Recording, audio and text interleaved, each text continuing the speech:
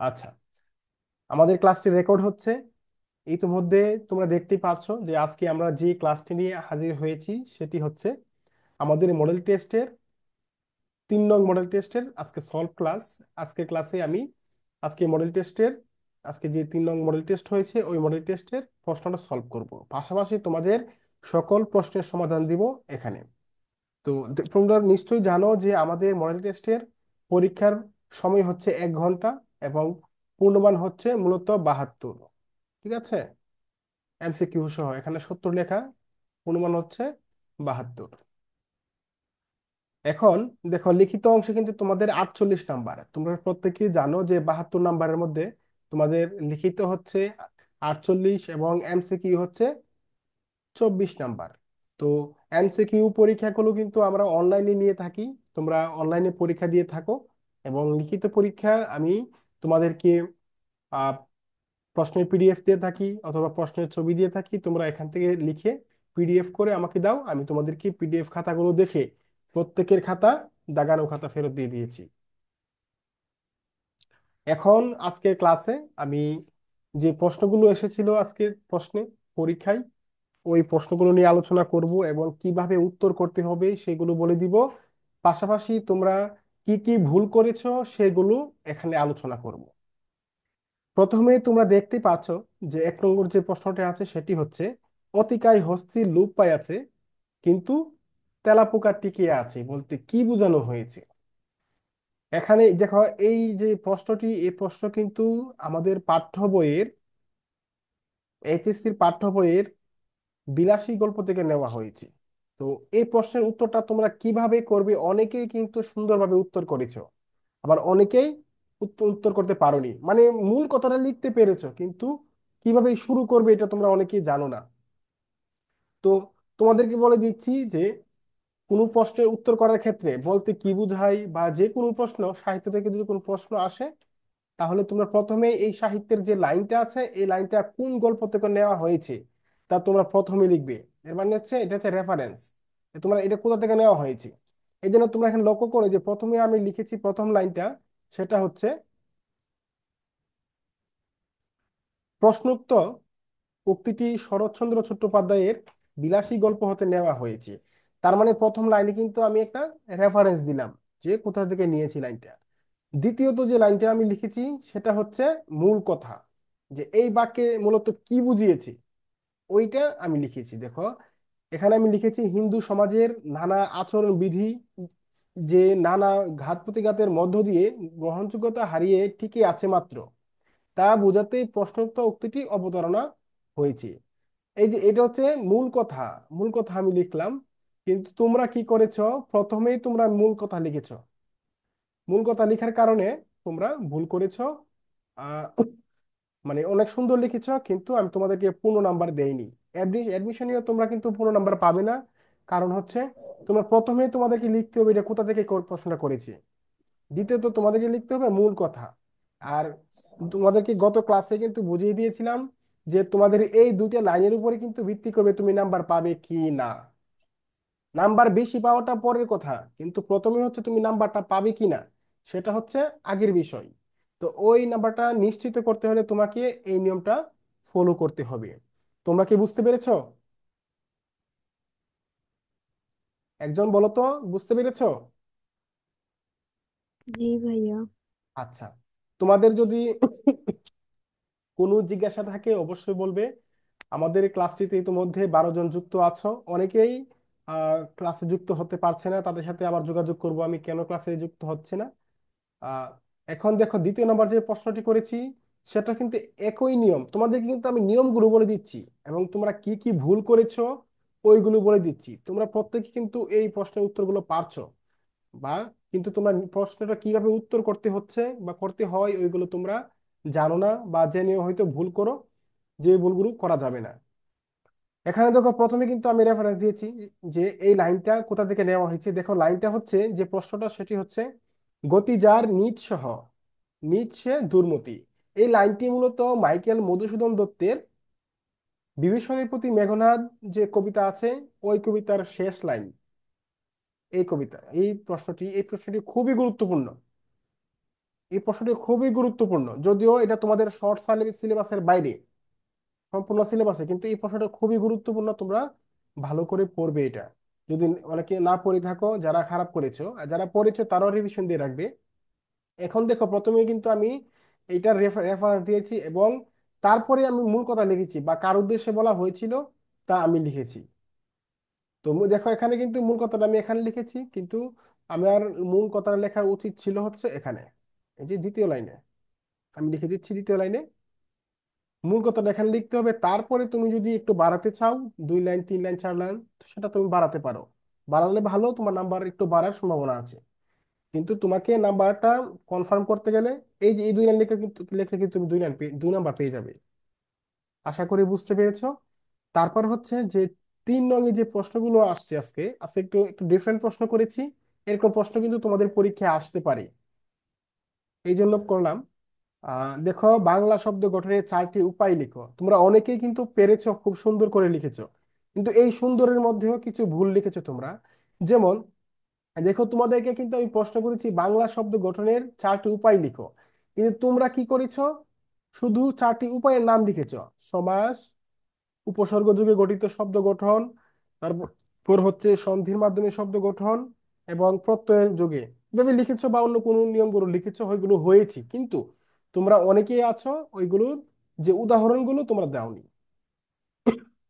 প্রত্যেকে কিন্তু উদাহরণ দিয়ে দিবে, উদাহরণ না দিয়ে কিন্তু হবে না, একটা উদাহরণ কিন্তু দিতে হবে, না হলে তোমাকে নাম্বার দিবে না। তুমি যে বুঝেছো কিভাবে গঠিত হয়েছে, এটা একটা উদাহরণ তোমরা দিয়ে দিতে হবে।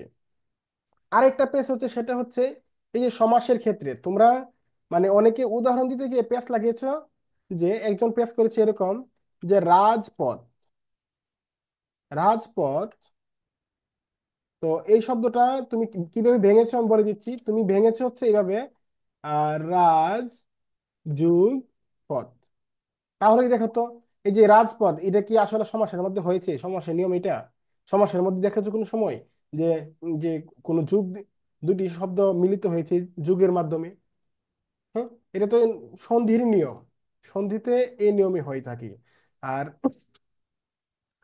তোমরা যদি সমাসের মাধ্যমে সেটা করতে চাও, সেটা হচ্ছে ব্যাস বাক্যের মাধ্যমে করতে হবে। তো এটা যদি আমরা ব্যাস বাক্য করি, কি হবে, যে আহ পথের রাজা হতে পারে। যে রাজপথ মানে কি, পথের রাজা। এইভাবে তোমরা লিখে দিতে পারো। উদাহরণের ক্ষেত্রে কিন্তু তোমাদেরকে ভুল করা যাবে না, এটা মাথায় রাখবে সব সময়। কেমন? তাহলে আশা করি তোমরা বুঝতে পেরেছো যে কি কি ভুল হতে পারে এবং কি কি তোমরা লিখবে। তারপর এখানে দেখো সারমর্ম যেটা, এটা তোমরা সকলেই ভালো লিখেছো। এখানে আমি কোনো গলত দেখিনি, কিন্তু অনেকেই মানে প্রাসঙ্গিক কোনো কিছু লেখনি। প্রাসঙ্গিকতা ছেড়ে অন্য লেখা লিখেছো, ওইগুলো কিন্তু লেখা যাবে না। অবশ্যই প্রাসঙ্গিকতা বজায় রেখে লিখতে হবে। তোমাদেরকে অবশ্যই মাথায় রাখতে হবে, সেটা হচ্ছে যে এখানে যে যে কবিতাংশ দেওয়া আছে, এটা যদি তোমরা নাই পারো, ধরো তুমি সারমর্মটা কিভাবে লিখবে তুমি না পারো, তাহলে তুমি কি করবে? তখন তুমি চেষ্টা করবে যে আহ এই যে যে লাইনগুলো আছে, ওই লাইনগুলো তর্জমা করার জন্য, যে এই লাইনগুলো কিভাবে লিখেছি, কি বুঝিয়েছি, ওইগুলো তোমার নিজের ভাষায় লিখে দিবে। তাহলে কিন্তু একটা নাম্বার পাওয়ার সম্ভাবনা আছে। অযথা কোনো বাক্য লিখবে না। আর সারমর্মে বেশি লিখলে যে তোমাকে বেশি নাম্বার দিবে তা কিন্তু নয়। সারমর্মে যত ছোট করে লিখতে পারো, 3 লাইন বা 4 লাইন করে লিখলে কিন্তু যথেষ্ট। এটা মাথায় রাখবে। অনেকেই চিন্তা করো যে 5 লাইন 6 লাইন না লিখলে মনে হয় নাম্বার দিবে না, এটা কোনো সময় হবে না। ছোট করে লিখলেই তোমরা নাম্বার পেয়ে যাবে ইনশাআল্লাহ। এখন আমরা চলে যাচ্ছি ইংলিশ যে প্রশ্নটা আছে। ইংলিশ প্রশ্নে তোমরা অনেকেই অনেক সুন্দর করে উত্তর করেছো, তারপরেও কিছু ভুল আছে। সেগুলো হচ্ছে, তোমরা এই যে বারবার বলি যে রেফারেন্সটা, তোমরা রেফারেন্সটা দাওনি। যে প্রথমে যে রেফারেন্স দিতে হবে, যে কার কবিতা বা কার লাইন, কে বলেছে কথাটা, কোথা থেকে নেওয়া হয়েছে, এটা তোমাদেরকে অবশ্যই বলতে হবে। যদি না বলতে পারো, তোমরা কিন্তু নাম্বারটা সিকিউর করতে পারবে না। যদি তুমি না পারো বা খেয়াল না থাকে, সেটা পরের বিষয়। যদি খেয়াল পরীক্ষা হলে যদি সেটা মনে না থাকে, তাহলে কিন্তু মূল কথাটা অবশ্যই লিখবে। না লিখে কিন্তু আসবে না, অবশ্যই লিখতে হবে। কিন্তু তুমি যদি এই লাইনটা কোথা থেকে আসছে ওইটা অবশ্যই তোমরা লিখে দিবে। কেমন? তারপর তোমরা সবচেয়ে বেশি ভুল করেছে হচ্ছে এই যে এই যে ট্রান্সলেটের মধ্যে, অনুবাদের মধ্যে তোমরা ভুল করেছো। তোমরা প্রথম যে প্রশ্নটা হচ্ছে সেটা সবাই পেরেছো, এই যে ভুল করেছো এখানে, এই যে ফিড যে শব্দটা আছে এখানে, যে আমি প্রতিদিন সকালে আমার মাকে খাওয়াই, এই শব্দটি। ভাইয়া আপনার ছবিটা ক্লিয়ার না। হ্যাঁ বোন বলো। না ভাইয়া, ছবিটা ক্লিয়ার ছিল না, এখন ক্লিয়ার। আচ্ছা এখন ক্লিয়ার হয়েছে। জি ভাইয়া। আচ্ছা সমস্যা নেই, তোমরা যারা ক্লাসটি দেখতে সমস্যা হচ্ছে, আমাদের ক্লাসে কিন্তু রেকর্ডেড হচ্ছে, রেকর্ড হচ্ছে, আমাদের ক্লাসে রেকর্ডেড থেকে যাবে, তোমরা রেকর্ডেড দেখতে পাবে, কোনো সমস্যা নেই। তোমরা তোমাদের কোনো জিজ্ঞাসা থাকলে আমাকে অবশ্যই বলবে। এখানে দেখো যে প্রথম যে দ্বিতীয় যে লাইনটি আছে, দ্বিতীয় যে প্রশ্নটা সেটি হচ্ছে আমি প্রতিদিন সকালে আমার মাকে খাওয়াই। এই যে কাউকে খাওয়ানো, একটা হচ্ছে নিজে খাওয়া আর একটা হচ্ছে অন্যজনকে খাওয়ানো বা অন্যজনকে দিয়েও একটি কাজ করা, সেটি হচ্ছে ইংলিশে বলা হয় সেটাকে পজিটিভ ভার্ব, এবং বাংলাতে কি বলা হয় কে বলতে পারবে? একটি কাজ অন্যজনকে করে, মানে একটি ক্রিয়ার কাজ অন্যজনকে করানো, সেটা কোন ক্রিয়া বলো তো? প্রযোজক ক্রিয়া। প্রযোজক ক্রিয়া। প্রযোজক ক্রিয়া। গুড। মানে এই যে আমরা ক্রিয়া। বাংলা ব্যাকরণে পড়িয়েছি বা পড়েছি প্রযোজক। যে প্রযোজক ক্রিয়াটা, যে একজনকে দিয়ে, মানে একটি কাজ, ক্রিয়ার কাজ একজনের কাজ আরেকজনকে করানো, যেমন আহ মা শিশুকে চাঁদ দেখাচ্ছেন, তারপরে হচ্ছে সাপুরে সাপ খেলাই। হ্যাঁ, এগুলো এগুলো যে শব্দগুলো বাক্যগুলো আছে এগুলো হচ্ছে প্রযোজক ক্রিয়ার যে বাক্য এগুলো। তো ঠিক একইভাবে আমাদের এই বাক্যটা কিন্তু মূলত প্রযোজক ক্রিয়া, বা আমরা ইংলিশে বলি পজিটিভ বার। এই পজিটিভ বারগুলো কিন্তু তোমাদেরকে অবশ্যই মনে রাখতে হবে। এগুলো যে ভার্বগুলো আছে ওই দেখো, এই যে ফির শব্দটা হচ্ছে পজিটিভ ভার্ব। তোমরা এখানে অনেকে ইট বসিয়েছো, ইট কিন্তু নিজে খাওয়া, আর ফিডও তো খাওয়ানো, অন্যজনকে খাওয়ানো, এটা মাথায় রাখবে। আর অনেকে এখানে একটা ভুল করেছো, সেটা হচ্ছে ইন, তোমরা ইন দাওনি, তোমরা লিখেছো I feed my mother every morning. হ্যাঁ, এভরি মর্নিং দিলে হবে না, এখানে এর আগে ইন দিতে হবে, এটা মাথায় রাখবে, এখানে কিন্তু একটা প্রিপোজিশন বসবে। তারপর অন্যগুলো তোমরা পেরেছো।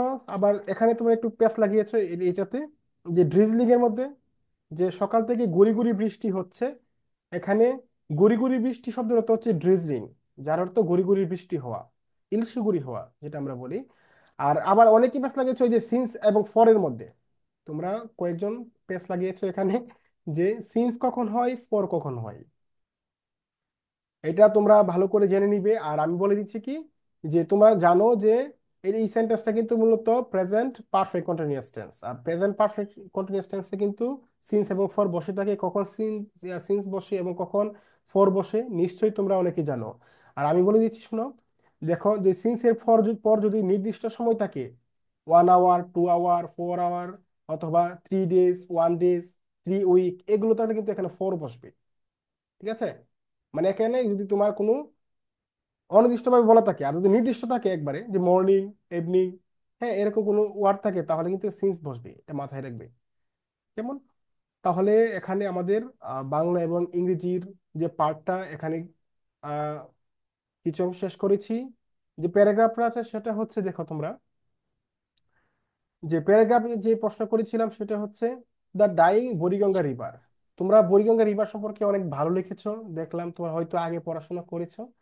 তো তোমরা প্রত্যেকে চেষ্টা করবে যে প্রথম যে লাইনটি লিখবে সেটা যাতে, মানে ওই প্যারাগ্রাফ হোক যা যেটা হোক সেটার প্রাসঙ্গিকতা বজায় রাখে।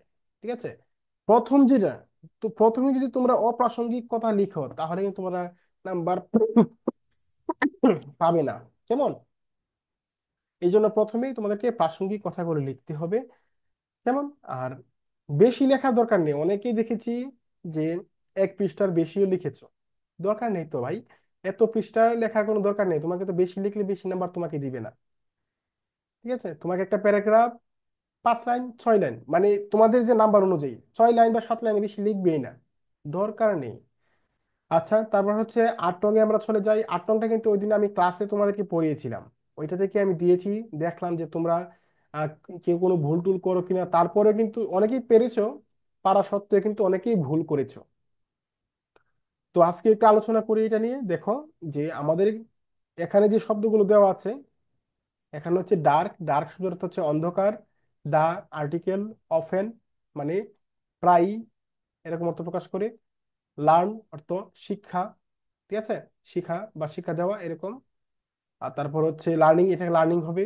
আর এন হচ্ছে আর্টিকেল, এ হচ্ছে আর্টিকেল, অর্থই হচ্ছে যোগ্য, ঠিক আছে, এরকম অর্থ প্রকাশ করে।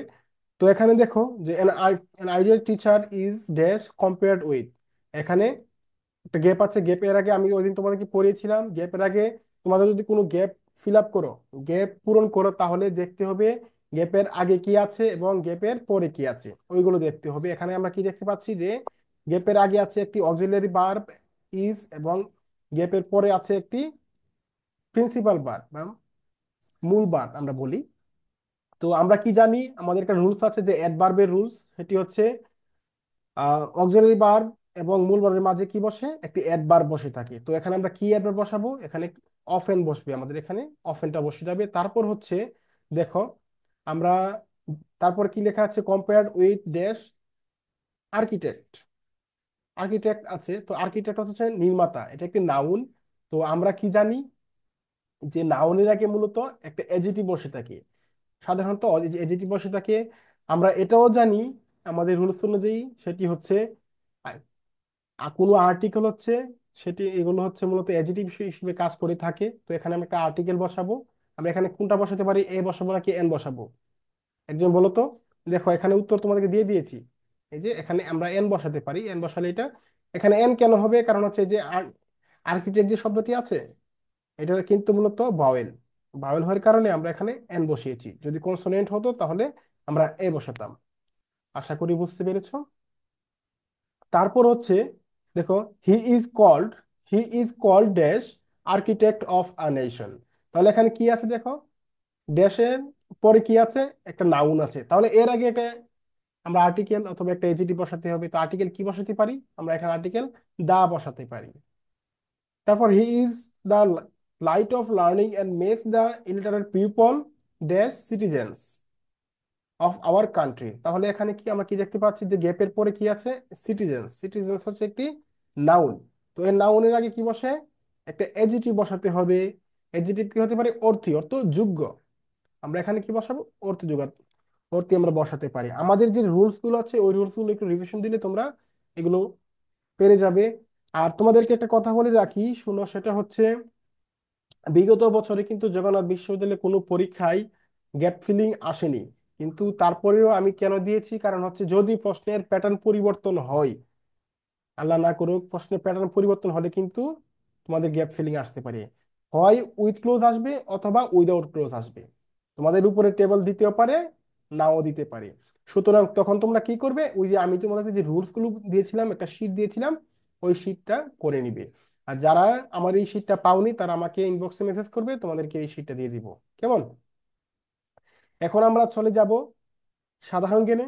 সাধারণ জ্ঞান তোমরা দেখো যে প্রশ্ন করেছিলাম যে জেন জি কি, জেন জি কি, তোমরা সকলে অনেক সুন্দর করে উত্তর করেছো, সবাইকে অসংখ্য ধন্যবাদ। আহ তবে এক একজনে এক এক রকম উত্তর করেছো। এক একজনে এখানে ভুল করেছো যে 12 থেকে, অনেকে লিখেছো 25 বছর। হ্যাঁ, 12 থেকে 25 বছর লিখেছো, অনেকে লিখেছো 12 থেকে 20 বছর। এখানে এমন যাতে না হয়, তথ্যগুলো সুন্দর করে মনে রাখার চেষ্টা করবে। এখানে 12 থেকে 27 বছর হবে। আমি এখানে বলে দিচ্ছি দেখো, জেন জি হলো জেনারেশন জেড এর সংক্ষিপ্ত রূপ। 1997 হতে 2012 সালের মধ্যে যারা জন্মগ্রহণ করেছেন তারা এই প্রজন্মের অন্তর্ভুক্ত। আরেকটা কথা তোমাদেরকে মনে করিয়ে দিই, সেটা হচ্ছে যদি এমন হয় 1995 থেকে 1900, প্রশ্নটা যে 1995 হতে 2010, এটা কিন্তু সঠিক, মাথায় রাখবে, এটা কিন্তু সঠিক, এটা কিন্তু জেনজি। হয় 1995 থেকে 2010 অথবা 1997 থেকে 2012 হয়ে থাকবে। এটা হচ্ছে জেনজি এর সময়।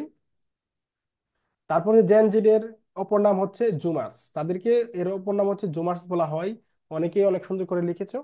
তারপর দেখো, বাংলাদেশের ভৌগোলিক অবস্থান বর্ণনা করো। আচ্ছা, আমি তোমাদেরকে এখানে প্রশ্ন করেছি যে বাংলাদেশের ভৌগোলিক অবস্থান বর্ণনা করো, আর তুমি উত্তর করেছো বাংলাদেশের রাজধানী মুখ, মুখ মুখ। তা তো বললে হবে না, তোমাকে ভৌগোলিক অবস্থান বলেছি, যে মূল কথাটা এই যে এই লাইনটা লিখলে কিন্তু তুমি নাম্বারটা পেয়ে যাও। বাংলাদেশ ভৌগোলিক অবস্থান কিন্তু মূলত এটা, যে বাংলাদেশের ভৌগোলিক অবস্থান 20°34', এই যে এটা মানে হচ্ছে মিনিট, এটা কিন্তু মিনিট। 20°34' উত্তর থেকে, হ্যাঁ উত্তর অক্ষরেখা আমরা বলি, উত্তর থেকে 26°38' উত্তর অক্ষাংশ থেকে, এবং 88°01' পূর্ব থেকে, 92° 41 মিনিট পূর্ব দ্রাঘিমাংশ পর্যন্ত বাংলাদেশের অবস্থান। তারপর হচ্ছে এর পাশাপাশি তোমরা অন্য কিছু যোগ করতে পারো, কোনো সমস্যা নেই, কিন্তু এই লাইনটা যারা লিখো নাই তারা নাম্বার পাওনি।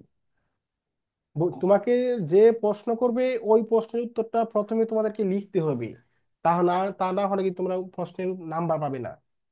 আশা করি বুঝতে পেরেছো। তারপর দেখো মেঘনা ঘাটটা কি, তোমরা অনেকেই মেঘনা ঘাটা বলতে উত্তর লিখেছো যে 14 দফা। এটা কিন্তু ঠিক না। 14 দফায় একটা যদিও 14 দফাকে মেঘনা ঘাটা বাংলার মেঘনা ঘাটা বলা হয়, ঠিক আছে, কিন্তু মেঘনা ঘাটা চুক্তি কি আমি এখানে প্রশ্ন করেছি, যে মেঘনা ঘাটা চুক্তিটা কি এইটা সম্পর্কে তুমি কি লিখতে হবে।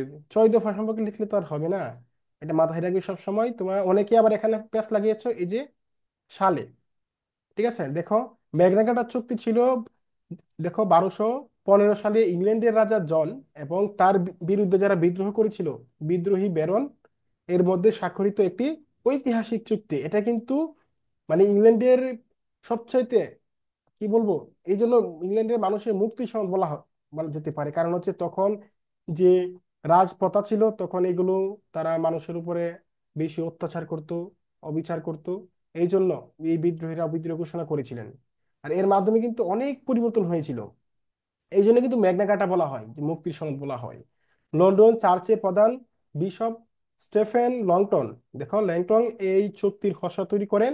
এই চুক্তির মধ্যে চার্চের নিরাপত্তা রক্ষার, জনগণকে অযৌক্তিক কারা প্রদান নিষিদ্ধ, যথাযথ বিচার, সামন্তপ্রথার সীমিতকরণ ইত্যাদি নীতি বিষয় অন্তর্ভুক্ত ছিল। এই যে যারা সামন্ত ছিল, সামন্তরা কিন্তু অতিরিক্ত হয়ে গিয়েছিল, তাদের শাসনের কারণে মানুষ মানে অত্যাচারিত হয়ে গিয়েছিল। আশা করি তোমরা বুঝতে পেরেছো। পরবর্তী যে প্রশ্নটি আছে সেটা হচ্ছে বিশ্বের সবচেয়ে প্রাচীন সভ্যতা গড়ে উঠেছিল কোথায়। ঠিক আছে, বিশ্বের সবচেয়ে প্রাচীন সভ্যতা গড়ে উঠেছিল মূলত মেসোপটেমিয়ায়, যেটা বর্তমানে ইরাক এবং সিরিয়ায় অবস্থিত। এটা তোমরা অনেকেই লিখেছো যে মিশরীয় সভ্যতায় বা মিশরে। এটা কিন্তু ভুল লিখেছো, তোমরা যারা লিখেছো ভুল করেছো। তোমরা আজকে এখান থেকে জেনে নিবে যে বিশ্বের সবচেয়ে প্রাচীন সভ্যতা মেসোপটেমিয়া। দেখো আনুমানিক খ্রিস্টপূর্ব 5000 অব্দে ইউফ্রেটিস ও টাইগ্রিস নদীর তীরে গড়ে উঠেছিল। তোমরা অনেকেই আবার এখানে পেশ লাগিয়েছো যে খ্রিস্টপূর্বে, খ্রিস্টপূর্ব কি এবং খ্রিস্টাব্দ কি। অনেকেই তোমরা এখানে পেশ লাগিয়েছো। খ্রিস্টপূর্ব মানে হচ্ছে যীশু খ্রিস্টের জন্মের 5000 বছর পূর্বে, মানে যে জন্মের আগে যে হিসাব হয়েছে সেটা হচ্ছে খ্রিস্টপূর্ব। আর যীশু খ্রিস্টের জন্মদিন থেকে পরবর্তী যে সময়টা আছে সেগুলো হচ্ছে খ্রিস্টাব্দ। এটা মনে রাখবে। তো খ্রিস্টপূর্ব মানে হচ্ছে দেখো 5000 অব্দ মানে যীশু খ্রিস্টের জন্মের আরো 5000 বছর আগে এই মেসোপটেমিয়া সভ্যতা গড়ে উঠেছিল। কোথায় গড়ে উঠেছিল?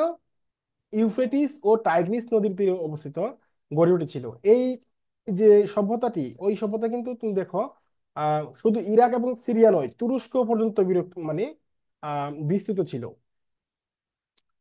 তারপর দেখো উৎপাদকে বিশ্লেষণ করো। তোমরা অনেকেই কিন্তু আমাকে প্রশ্ন করো যে ভাই এখানে বি ইউনিট আর এখানে ডি ইউনিট আমি কেন উল্লেখ করে দিই, শোনো।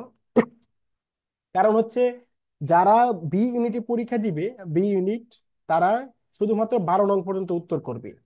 তাদের মূলত গাণিতিক বুদ্ধিমত্তার দরকার নেই। কিন্তু যারা ডি ইউনিটে পরীক্ষা দিবে তারা কিন্তু হয় এটা উত্তর করবা, উপরে সবগুলো কিন্তু উত্তর করতেই হবে, পাশাপাশি হয় 12 নং অথবা 13 নং উত্তর করবে। ঠিক আছে, যে কোনো একটা উত্তর করবে। কারণ হচ্ছে যারা ডি ইউনিট পরীক্ষা দিবে তাদের কিন্তু অবশ্যই আহ গাণিতিক বুদ্ধিমত্তা পড়তে হবে। এই জন্য তোমাদেরকে এই গাণিতিক বুদ্ধিমত্তাটা উত্তর করতে হবে। যাই হোক, দেখো এখানে আলোচনা করি। আমি এখানে প্রশ্ন করেছিলাম যে উৎপাদকে বিশ্লেষণ করো, যে a q plus 8, a q plus 8 কে তুমি উৎপাদকে বিশ্লেষণ করার জন্য তোমরা অনেকেই এতটুকু পর্যন্ত এসেছো সঠিকভাবেই, কিন্তু এই যে এর নিচে এসে আর পারোনি। তো এটাকে আমরা কিভাবে ভাগ করতে পারি বা ভাঙতে পারি তোমরা দেখো। আমরা যদি 8 কে আমরা ভেঙে 2 কিউব করি মানে কোনো পরিবর্তন হয় না, 2 কিউব মানে হচ্ছে 8। এখন বলতে পারো যে 2 কিউব মানে 8 কিভাবে হয় ভাইয়া। তো আমি বলে দিচ্ছি, দেখো আমরা যদি 2 গুণ 2 গুণ 2, 4টা 2 একসাথে বসাই তাহলে কি হয়ে যায়, 2 দুগুণে 4, 4 দুগুণে 8। এইভাবে আমরা তিনটা তিনটা 2 বসালে 2 কিউব হয়ে যায়। এই জন্যই মূলত আমরা লিখতে পারি যে 2 কিউব = 8। তারপর এই যে এখানে কিন্তু আরেকটা সূত্র হয়ে যায় আমাদের, যে a cube plus b cube. তো এ কিউব প্লাস বি কিউবের একটা সূত্র আছে। এই সূত্রটা হচ্ছে তোমরা এখানে দেখতে পারো, দেখতে পাচ্ছ যে A cube plus B cube equal to A plus B into A square minus A B plus B square. এই সূত্রটা তোমরা অনেকেই পেরেছো, অনেকেই সঠিক উত্তর করেছো, এবং উত্তরটাও হয়েছে, কিন্তু অঙ্কের মাঝে তোমরা ভুল করেছো। যেমন এখানে তোমরা ভুল করেছো যে সূত্রটা যখন প্রয়োগ করেছো এ প্লাস বি, যে এখানে বি বসিয়ে দিয়েছো, এখানেও বি বসিয়ে দিয়েছো। ঠিক আছে, সূত্র আসবে না, সূত্রটা শুধু বসবে, কিন্তু সূত্রটা কি থাকবে, উজ্জ্ব থাকবে, ভিতরে থাকবে কিন্তু উজ্জ্ব থাকবে। আর যে মানটা থাকবে সেটা কিন্তু তোমার চোখের সামনে থাকবে, ওই মানটাই মূলত আমরা হিসাব করবো, সূত্র শুধু প্রয়োগ করবো এখানে। আশা করি বুঝতে পেরেছো। তার এটার উত্তর হবে কি, উত্তর হচ্ছে এ plus two into A square minus two A plus four. কারণ হচ্ছে ফোর কেন, এই যে টু স্কোয়ার মানে হচ্ছে ফোর। আশা করি বুঝতে পেরেছো। তো আজকের ক্লাসটি নিয়ে তোমাদের কোনো জিজ্ঞাসা থাকলে অবশ্যই বলো। কারো কোনো জিজ্ঞাসা আছে? আজকের ক্লাসটি নিয়ে তোমাদের কোনো জিজ্ঞাসা আছে? তোমরা না কি ভাইয়া, অল ক্লিয়ার। আচ্ছা, কোনো জিজ্ঞাসা না থাকলে তোমাদের প্রিপারেশন সম্পর্কে বলো ভাই। আমাদের হাতে সময় আছে আর 7 থেকে 8 মিনিট। এই সময়ের মধ্যে তোমাদের বিভিন্ন প্রশ্নের জবাব দিব। তোমাদের অ্যাডমিশন সম্পর্কে যা যা জিজ্ঞাসা আছে বলো, প্রিপারেশন সম্পর্কে। ভাইয়া, ইউনিভার্সিটির ওই যে এডমিট কার্ড কোন দিন থেকে তোলা যাবে? জগন্নাথ বিশ্ববিদ্যালয়ে অ্যাডমিট কার্ড আজকে থেকে যদিও তোলার কথা ছিল, তবে আমার বিশ্বাস যে আজকে রাতের মধ্যে ঠিকঠাক হয়ে যাবে। কারণ হচ্ছে ওয়েবসাইটটা নতুন তো, যার কারণে মেনটেন করার জন্য মূলত এত বেশি একটা লোক হয়তো নিয়োগ করা হয়নি, যার কারণে এমনটা হচ্ছে। তবে আমরা যতটুকু জানতে পেরেছি আজকে রাতের মধ্যে ঠিক হয়ে যেতে পারে। আর যদি আজকে রাতের মধ্যে ঠিক না হয়, আরেকটা তথ্য শুনেছি, সেটা হচ্ছে 4 তারিখে দিতে পারে। বুঝতে পেরেছো? যদি আজকে না দেই তাহলে কিন্তু তোমাদের অ্যাডমিট কার্ডটা 4 তারিখে দিতে পারে। এটা নিয়ে তোমাদের কোনো টেনশন করতে হবে না, অ্যাডমিট কার্ড তোমরা যথাসময়ে পেয়ে যাবে।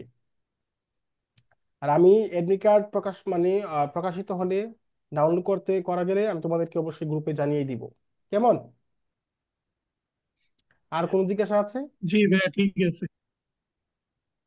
আর কোনো জিজ্ঞাসা আছে? বলো, আর কার কোনো জিজ্ঞাসা আছে? তোমাদের কি আর কারো কোনো জিজ্ঞাসা আছে? নেই? না না ভাইয়া, ভাইয়া, আর ওইভাবে কোনো আর কি। প্রবলেম নাই। আচ্ছা, তাহলে তোমাদের কাছে চার ভালো। আমি কিছু প্রশ্নের উত্তর জানার চেষ্টা করব। প্রত্যেকে উত্তর দিবে। আমাদের যে ব্যাচটা মডেল টেস্ট ব্যাচ, তোমরা প্রত্যেকেই জানো যে আমাদের এটা হচ্ছে জগন্নাথ বিশ্ববিদ্যালয়ের বি এবং ডি ইউনিটের জন্য একটা মডেল টেস্ট ব্যাচ। তো আমাদের এই ব্যাচের মাধ্যমে তুমি কি আসলে উপকৃত হচ্ছ কিনা আমাকে বলো। জি ভাইয়া। মানে তুমি আমাদের কাছ থেকে যতটুকু প্রত্যাশা করেছিলে যে ভাইয়া এই ব্যাচে ভর্তি হলে আমি এই এই জিনিস পেতে পারি, এতটুকু পেতে পারি, এতটুকু কি পাচ্ছ? জি ভাইয়া, পাচ্ছি। আচ্ছা, এটাই আমার প্রাপ্তি। আর আসল প্রাপ্তি হচ্ছে তোমাদের চান্স পাওয়া। তোমরা চান্স পেলে আমার পরিশ্রম সার্থক হবে ইনশাল্লাহ। তো আজকে ক্লাসটি এখানেই রাখবো। আহ তোমাদের যদি আর কোনো জিজ্ঞাসা থাকে বলতে পারো। আশা করছি তোমাদের কোনো জিজ্ঞাসা নেই। না তারপরে ভাইয়া, যদি আমার আর কিছু আজ করার কিছু নাই। তারপরও যদি তোমাদের কোনো জিজ্ঞাসা থাকে তাহলে অবশ্যই আমাকে ইনবক্সে মেসেজ করবে, আমি তোমাদের প্রশ্নের উত্তর দেওয়ার চেষ্টা করব। তো আজকে ক্লাসটি এখানেই শেষ করছি। সকলে ভালো থাকো, সুস্থ থাকো। আল্লাহ হাফিজ। জি ওকে। ভাইয়া, আসসালামু আলাইকুম।